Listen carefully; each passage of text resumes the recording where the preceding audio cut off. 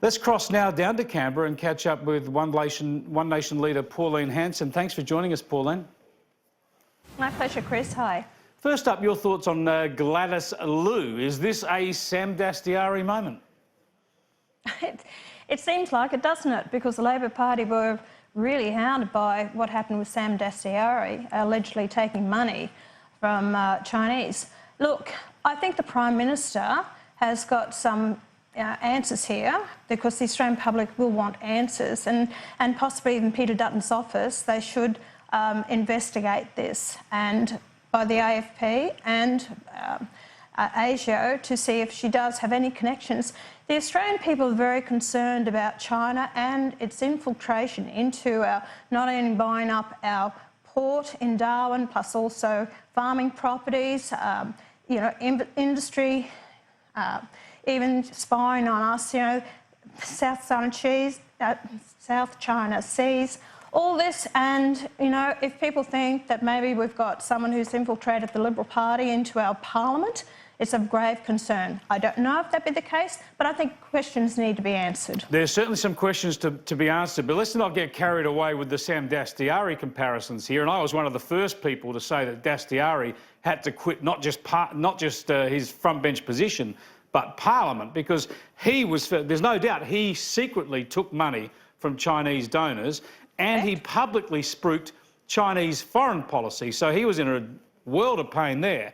There are no suggestions. What about the bag of money that the Labor Party have accepted in New South Wales? It's going through the investigation now at the moment. So yeah, massive issues there. Both have got answers to the Australian people, and you can't tell me the Labor Party be keeping quiet on this, because they are just as responsible. The people are fed up with this, with corruption. That's why I stand by Section 44 of the Australian Constitution. You should not have dual citizenship if you're going to represent the Australian people in our parliament, and therefore, I stand by that strongly. I want to know where these people's loyalties lie. We know that China wants to take over and be the first world country to lead the world, and that's what they're trying to do: infiltrate countries around the world, take it over and have control of it. So that concerns me greatly. And if anyone's in this parliament that doesn't have their first and only allegiance to the Australian people, well, I want to know why, and I want an investigation into it, and I'd like her to answer the questions. Yep, indeed, those donations are a real problem. There are reports today of a donation from a banned Chinese donor going to the Liberal Party in New South Wales, so both sides have problems there as well. But let's drill into the Gladys Liu situation again. As I say, there's no suggestion with her of any money. There is no case to say that she's been arguing any foreign policy other than Australia's, as I've just explained. The real critical question here is, was she a member of the Chinese Overseas Exchange Associations, or was she not? Now, she says she's got no idea of that. Surely we just have to find out what involvement she had with those associations. We need to find out that very, very clearly, because if she's been misleading people about that, then her credibility is shot. That's correct, and she was very evasive. She couldn't answer the question, or she had lack of memory. She didn't understand. We're not just talking over a few months, we're talking over a period of years. So it is very important. I think she was very evasive in her answers that she gave to Andrew Bolt last night. I questioned. I'm trying to sit there and listen to give her the benefit of doubt, but she didn't answer my questions in listening to that interview. So therefore, I think she does needs further investigation. I want clarity. I want assurances. I want to know that she is there for the right reasons in a parliament. So, Scott Morrison, the Prime Minister, he needs to really give the people an answer to all this. Absolutely. Well, the point is, is she the right person for it? The point is, she wasn't just evasive, she was emphatic. She says she had no recollection of being a part of these organisations, and that where her name has appeared on documents, she says that they've used her name without her permission. Do you believe that that denial is plausible, or could they have used someone else with the same name? I mean, is there any plausible deniability here? Chris, in all fairness, all I have done is watch an interview and what she's given in the discussion, her explanation. This is why I'm saying it should be investigated by ASIO or the Federal Police to follow this up and find out the truth to the matter. That's where I believe it needs to go now, so that we find out the right answers. I can't speculate and say for sure. All I did was take on my assessment on the interview that I listened to with Andrew Bolt last night. OK, and we are waiting on a further statement from Gladys Liu. We'll bring that to you just as soon as it becomes available. But going on to some other issues now, Pauline Hanson. And yesterday you brought Jackie Lambie's son and his previous ice addiction into the debate about drug testing for welfare recipients. Do you regret doing that, personalising the debate? No, why should I? You know, she's raised this on the floor of Parliament herself in the past. It is very important, or she's put it out there herself personally about her son. Now, the whole fact is, it is very important to the whole debate. If you are not going to pass this legislation based on your personal experiences or what's happening in Family Matter, I think it does make it questionable over it. I want to know why. And she said, well, there's not enough money going into it. There's not enough centres. Well, this is a starting point. Let's start with this, because I've got families that are, want answers to their to their kids' drug addictions. If this is a way of actually getting them to admit that they have a drug problem, or we are going to try and help them get off the drugs for the rest of their lives, clean their act up, or stop them from ending up being brain dead or on the health system for the rest of their life, why should we? That's a weak excuse. You say that we haven't got the resources, we haven't got the money. If it's going to work and gets the public support, then we put more money into it and we help the Australian people. Well, do you think there's any chance of it getting up? Do you think Jackie Lambie seems to have had differing positions on this? Do you think that she might support this? And are you playing any role in that? Do you actually have a word in her ear at any time, or do you guys not get on so much?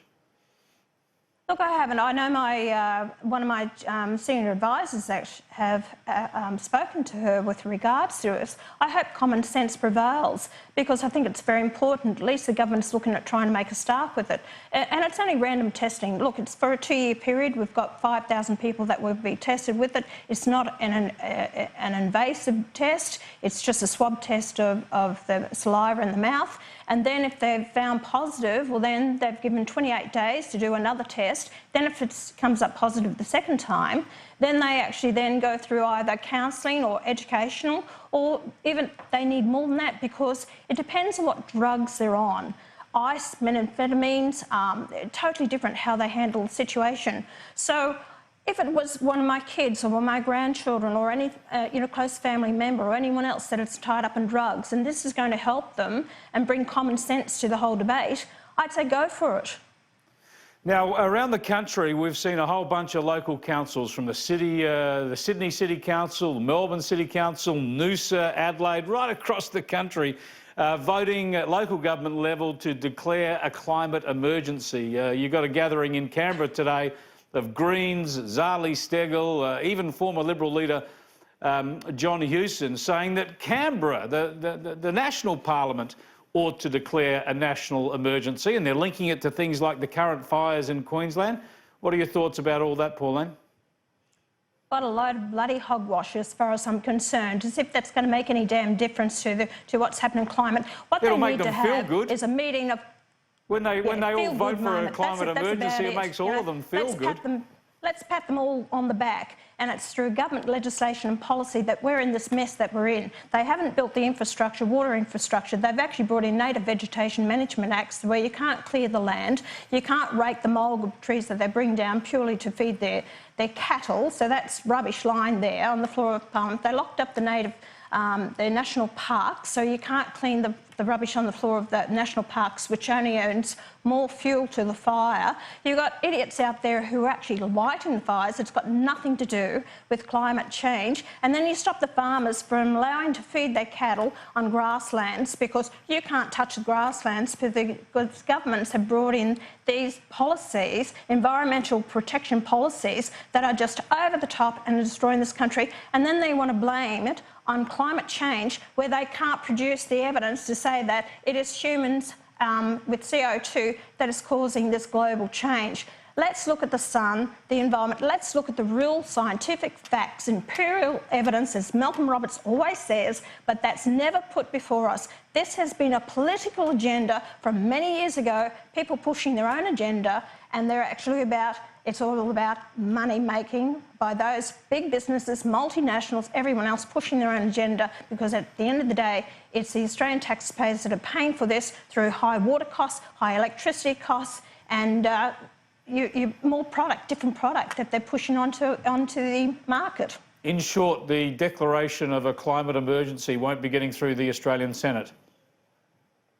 Well, it definitely won't be getting my vote, because let's get realistic. Let's put the real science on the table out there. Let the people know the true facts instead of brainwashing our kids through the educational system that have no idea. They're not putting the facts up there about climate change, and temperatures have been worse than what it is today, going back over 100 years ago, before the civilisation is at the numbers that we have and before industrialisation. They are the true facts. There is an agenda here by the United Nations and other protocols and agreements that we've signed, pushing their own agenda at our detriment to our lives here in Australia. Pauline Hanson, thanks for joining us. My pleasure. Thanks, Chris. That's One Nation leader, Senator Pauline Hanson. On a range of issues there, the big story of the day, of course, Gladys Liu, whether she was a member of these organisations, associations or not, we are expecting a statement from her soon. It's one of the issues I'll be taking up with the panel after this short break.